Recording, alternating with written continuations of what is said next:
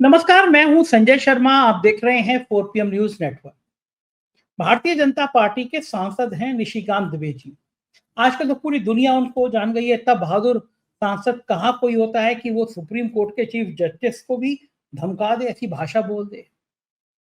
उन्होंने किसी को भी अपमानित करने में, किसी को भी नीचा दिखाने में कोई कसर नहीं छोड़ी। इस हद तक गिरे कि एक महिला पत्रकारों को अपशब्द कहने की लाइन लगा दी। पार्लियामेंट के अंदर कहा कि तो चीन के लिए काम करते हैं, चीन के एजेंट हैं।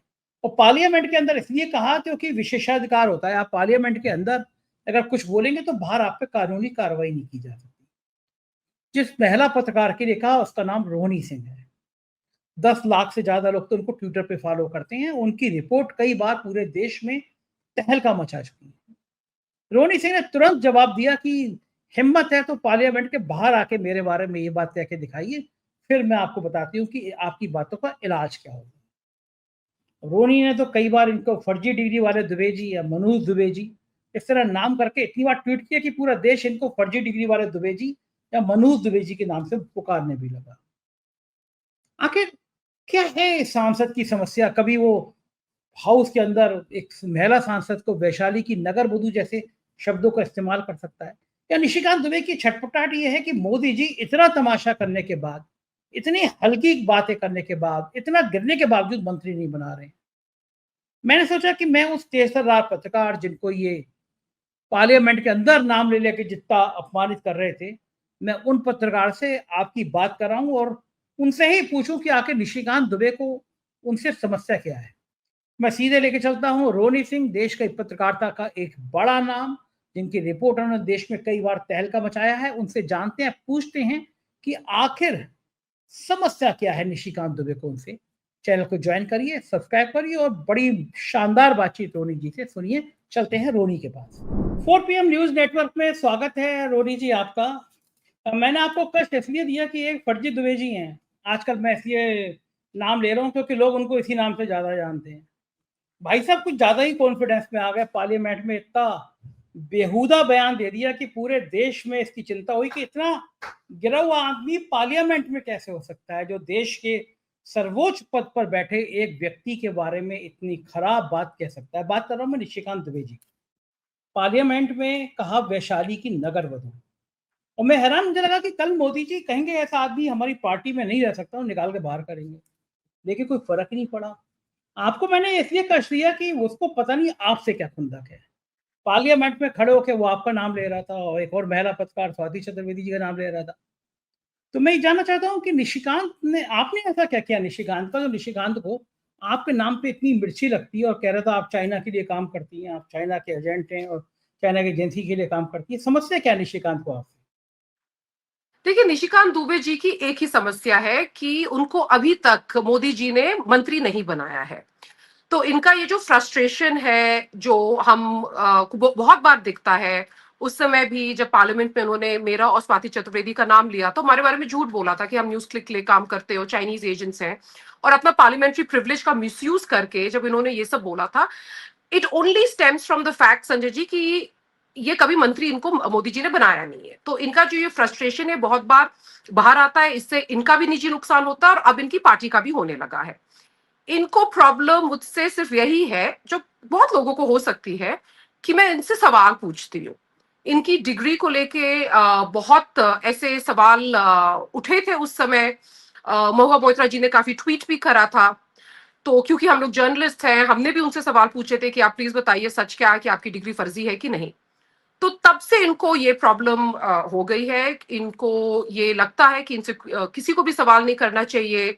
और ये एक पार्लियामेंटेरियन है, तो ये बिल्कुल हमें इनको बिल्कुल एक भगवान की तरह ट्रीट करना चाहिए, जो पॉसिबल नहीं है। जर्नलिस्ट को हमेशा सबसे सवाल करना चाहिए। तो निशिकांत जी की मुझसे निजी प्रॉब्लम यही है। अच्छा, ये जो डिग्री का मामला जो बार बार आपने भी कई बार फर्जी डिग्री दुबे जी, शायद ये क्रिएट ही आपने किया इस नाम का। तो इस डिग्री को लेकर इनको इतनी मिर्ची क्यों लगती है? इनको डिग्री दिखा देनी चाहिए कि भैया ये रही यूनिवर्सिटी की डिग्री, मैंने यहाँ पढ़ाई करी है, इस विषय पढ़ाई करी है। अब ये भी डिग्री है, मतलब बीजेपी में डिग्री डिग्री का खेल तो बहुत होता है, लेकिन निशिकांत अगर पढ़े लिखे हैं तो उन्हें डिग्री दिखाने में समस्या क्या थी? अब देखिए, ये तो सिर्फ निशिकांत जी ही बता सकते हैं कि वो अपनी डिग्री क्यों नहीं दिखाना चाहते। बाकी सबसे तो ये लोग कागज दिखाइए करके पूरा इन्होंने एक वो प्रोग्राम चलाया था कि आपको कागज दिखाना पड़ेगा। बट यहाँ निशिकांत जी पता नहीं क्यों नहीं अपनी डिग्री नहीं दिखाना चाहते। बट चलिए ठीक है, मुझे लगता है कि पॉलिटिक्स में आने के लिए हमारा जो संविधान है ना, कॉन्स्टिट्यूशन इंश्योर्स की आपको you don't have to be very educated to be in politics, and that is fine. ये हमारी डेमोक्रेसी की ब्यूटी भी है, that the son of a farmer or even a chaiwala can become the prime minister. तो मुझे नहीं लगता है कि it is important that you need to have a degree, मतलब क्या कि वो एक qualification होना चाहिए politics में आने के लिए। but हाँ, I think ये जरूरी है कि झूठ नहीं बोलना चाहिए, या अपने एजुकेशन क्वालिफिकेशंस को लेके या मिसलीड करना चाहिए। और अगर किसी ने सवाल उठाया है तो शायद उसका जवाब देना चाहिए, क्योंकि ये एक पब्लिक ऑफिस ऑक्यूपाई करते हैं। लेकिन निशिकांत जी के साथ संजय जी, जैसे हमारी पहले भी बात हुई थी, वो एक नॉर्मल पार्लियामेंटेरियन नहीं है। आप उनके कभी भी बयान देखिए, चाहे वो गांधी को लेके उन्होंने सोनिया गांधी के बारे में इतने डिसग्रेसफुल कमेंट्स मेक करे हैं, या जैसे एक महिला एमएलए के लिए और महुआ मोइत्रा जी के लिए भी जब उन्होंने वो ट्वीट करा था वैशाली की नगर वधु, जो बहुत ही डिसग्रेसफुल शेमफुल कमेंट था, स्पेशली एक महिला के बारे में या हमारे बारे में जो वो वो बोलते रहते हैं। ये इनका इसेंशियली ये इनकी पर्सनालिटी है, ये इनका अस्तित्व है।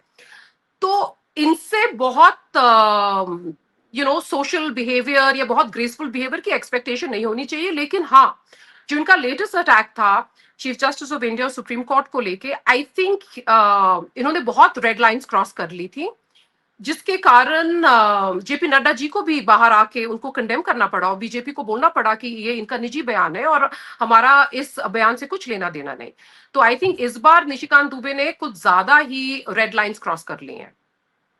अच्छा, मुझे क्या लगता है, एक सांसद से बड़ी उम्मीद की जाती है कि भाई पार्लियामेंट वो जगह है जहाँ पे हमारे आपके भविष्य तय होता है, हमारे कानून बनते हैं, पूरे देश का भविष्य तय होता है।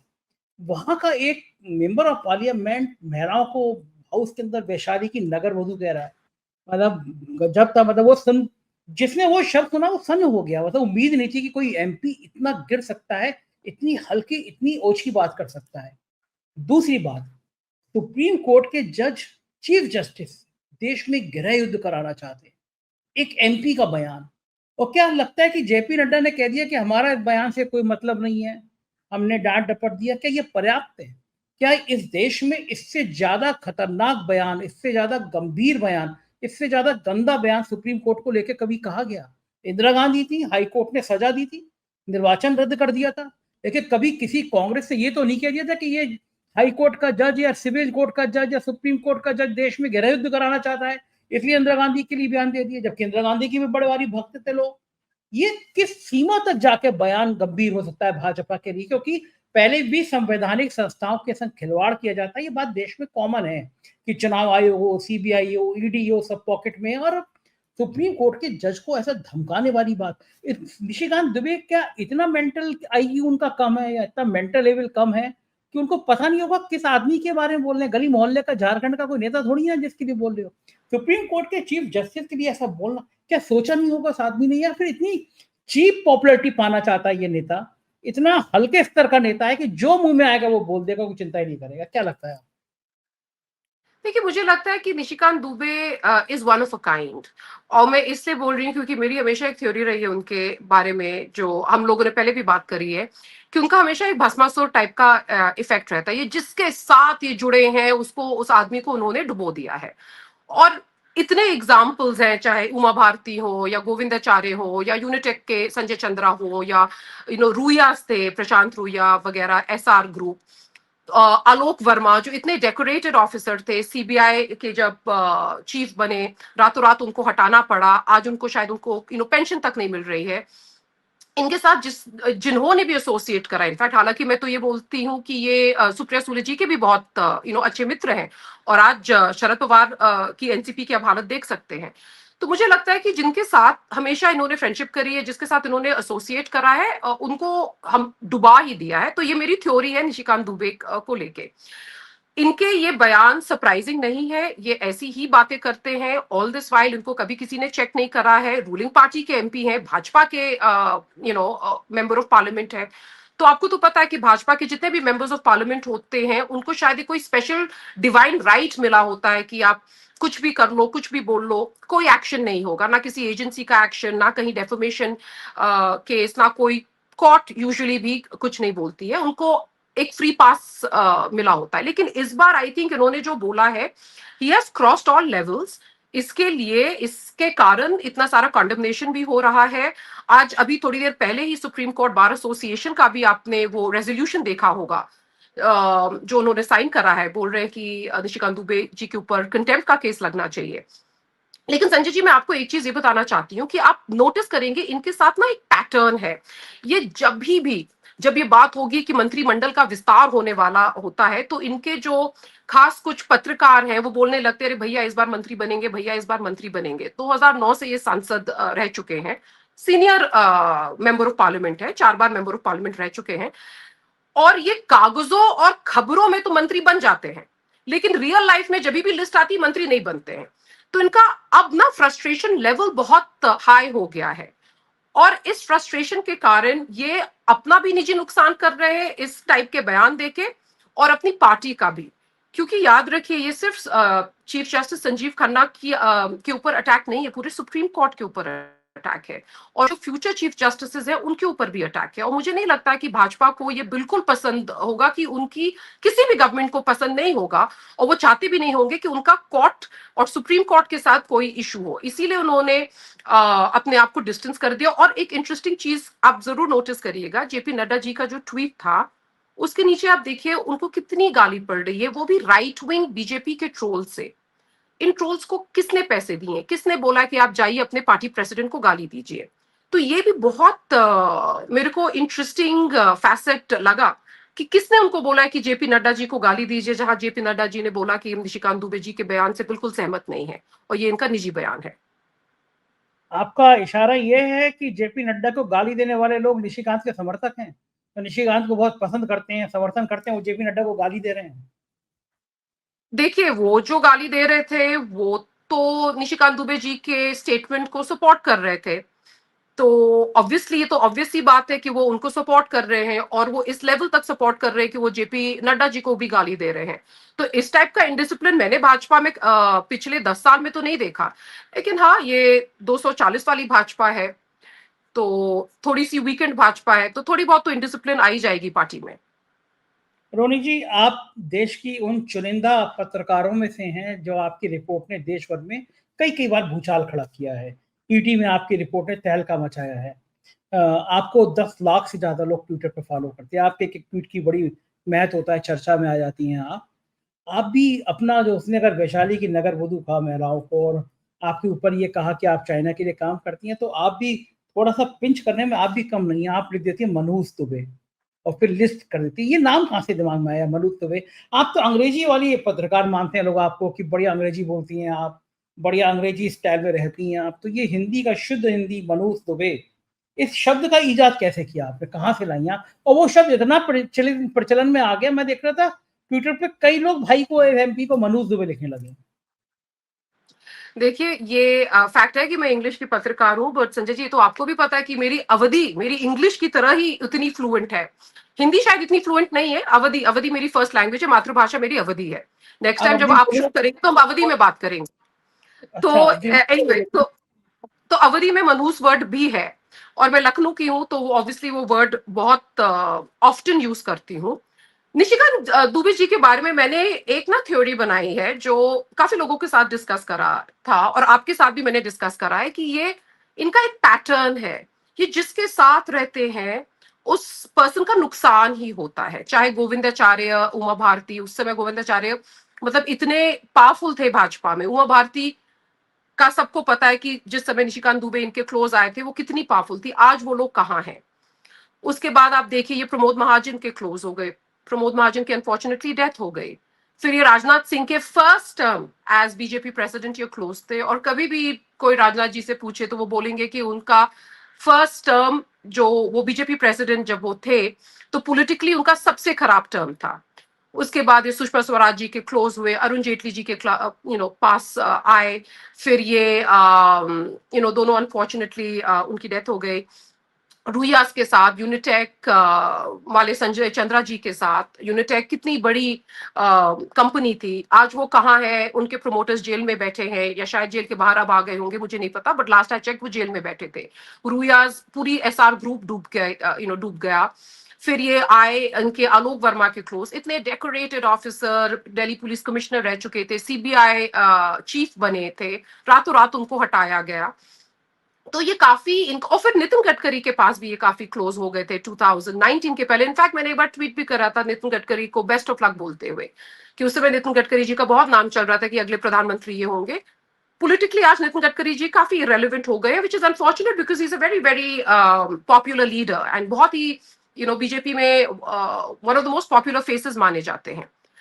तो मुझे लगता है कि ये बहुत ही ज्यादा कोइंसिडेंस है कि निशिकांत जी जिसके साथ जुड़ते हैं वो डूब जाता है।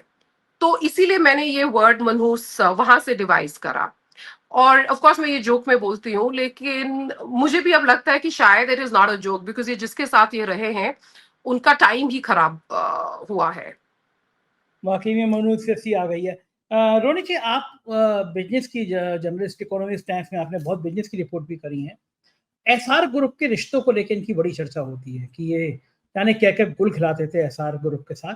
क्या इन रिश्तों में भी कुछ सच्चाई थी, इन बातों में भी कुछ सच्चाई थी, कुछ ज्यादा ही डील किया करते थे एसआर के साथ ही? नहीं, आई थिंक एसआर के साथ शायद वो उनके लिए काम भी करते थे, if I am not mistaken, और बहुत क्लोज थे प्रशांत रुइया के। और मतलब आई थिंक वो डॉक्यूमेंट्स और पेपर्स भी बीच में सर्कुलेट भी हुए थे कि उन्होंने एसआर का प्लेन भी काफी बार यूज करा था। तो उनके रिलेशनशिप एसआर ग्रुप के साथ बहुत स्ट्रांग थे, एंड आई थिंक अभी भी अच्छे ही रिलेशनशिप है, इसीलिए एसआर ग्रुप अभी उभर नहीं पा रही है। मतलब आपने फिर एक कमेंट कर दिया, सटायर कर दिया कि एसआर ग्रुप से रिश्ते अच्छे थे, एसआर ग्रुप उभर नहीं पा रहा। तो जी, ये जो मंत्री बनने की जो सपना है, मंत्री बनने की जो चाहत है, उसमें आपके तरह तरह के कमेंट और ट्वीट भी कहीं ना कहीं बाधा बन जाते हैं।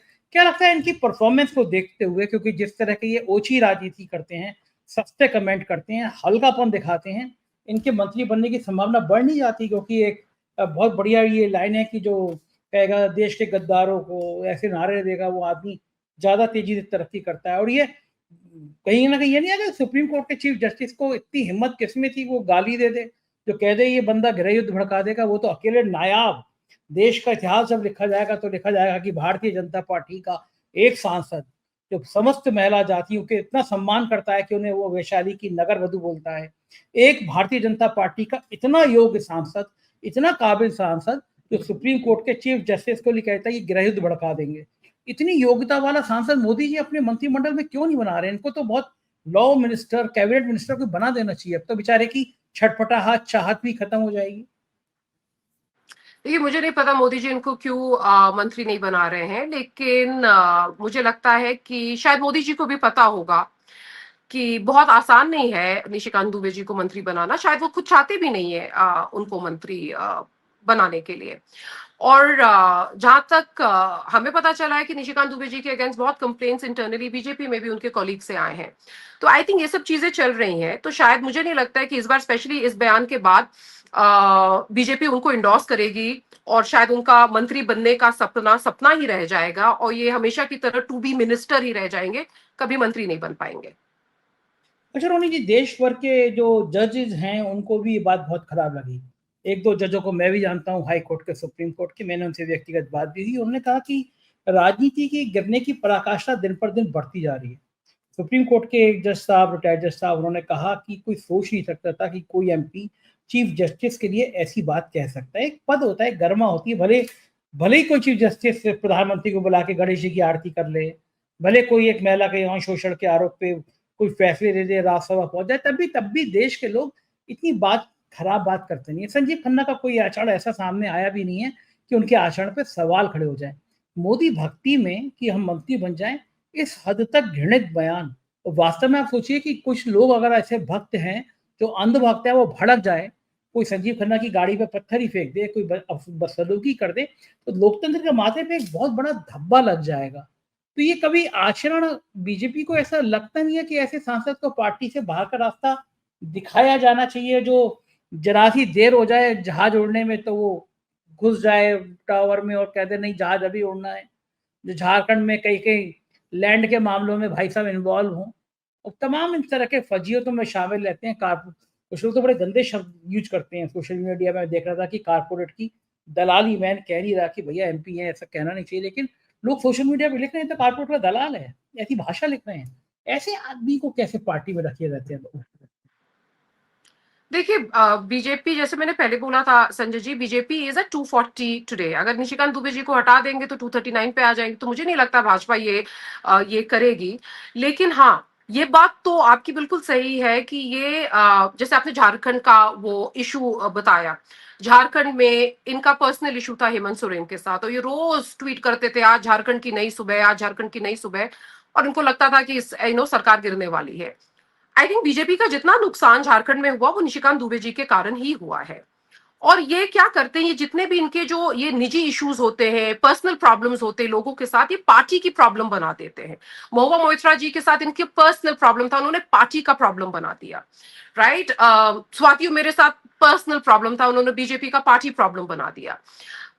मुझे नहीं पता, लोग बोलते हैं कि शायद उनका सीजीआई के साथ भी कोई पर्सनल प्रॉब्लम है और उन्होंने एक पार्टी का इशू बना दिया। बट आई थिंक कि ये जिस तरीके से इन्होंने ये बयान दिया है सुप्रीम कोर्ट को लेके और चीफ जस्टिस को लेके, देखिए क्रिटिसिज्म अपनी तरह होती है। You can criticise a judgement, उस पर आप कोई वैलिड लीगल पॉइंट्स आप रेज करिए, और एक भाषा की मर्यादा होती है। लेकिन हम निशिकांत दुबे जी के बारे में बात करते हैं जिनको शायद मर्यादा शब्द का मीनिंग ही नहीं पता है। तो क्रिटिसिज्म की भी एक मर्यादा होती है। How do you criticise somebody? और निशिकांत दुबे जी को ये सब बातें शायद समझ में नहीं आती। तो इस बार जो इन्होंने बोला संजीव खन्ना जी के बारे में सुप्रीम कोर्ट को लेके, ये बीजेपी के लिए बहुत ज्यादा नेगेटिव हो गया है। और मैं एक चीज ये भी बोलूंगी कि शायद अब कोर्ट्स को भी देखना चाहिए कि क्या, I mean obviously you have to allow criticism because democracy का एक bedrock है that no one, everybody can be held accountable and should be held accountable. लेकिन क्या अब रूलिंग पार्टी लीडर्स को आप इतना फ्री पास आप देते रहोगे कि वो आके आपके बारे में कुछ भी बोल दे? और आपकी बात बिल्कुल सही है, जिस तरीके का उन्होंने स्टेटमेंट दिया है, it is doing nothing but inciting hatred and I would say even violence against the chief justice. तो मुझे ये बहुत ही वरिंग लगता है, क्योंकि अगर इस देश में चीफ जस्टिस ऑफ इंडिया ही सुरक्षित नहीं फील करें, तो where are we going as a country? देखो ठीक बात कह रहे हैं। एक आखिरी सवाल कि अगर ये मंत्री बन जाते तो आप क्या देखती मनहूस मंत्री दुबे? नहीं, अगर ये मंत्री बन जाते हैं तो भाजपा शुड रियली वरी, और उनको चिंता करनी चाहिए 2029 को लेके, क्योंकि जैसे मैंने बोला है इनकी हिस्ट्री रही है मनहूसियत की। तो जहां ये मंत्री बन जाएंगे तो भाजपा को ये देखना चाहिए कि शायद 2029 में इनको 140 सीट्स भी नहीं आए, क्योंकि वो मनहूसियत का वो आलम वो चलता रहेगा। पहाड़, मनुष्यत से पहाड़। बहुत बहुत शुक्रिया रोनी जी, आपने बात करी, मुझे समय दिया, बहुत बहुत धन्यवाद। तो ये जी रोनी सिंह, और उन्होंने बताया कि मनोज दुबे जी की समस्या क्या है। अब आप बताइए कि कोई सांसद जो इतनी हल्की बात करे, इतना गिरी हुई बात करे, क्या उसको पार्लियामेंट में होना चाहिए? आपकी राय का मुझे इंतजार रहेगा, बताइएगा जरूर। शुक्रिया, थैंक यू।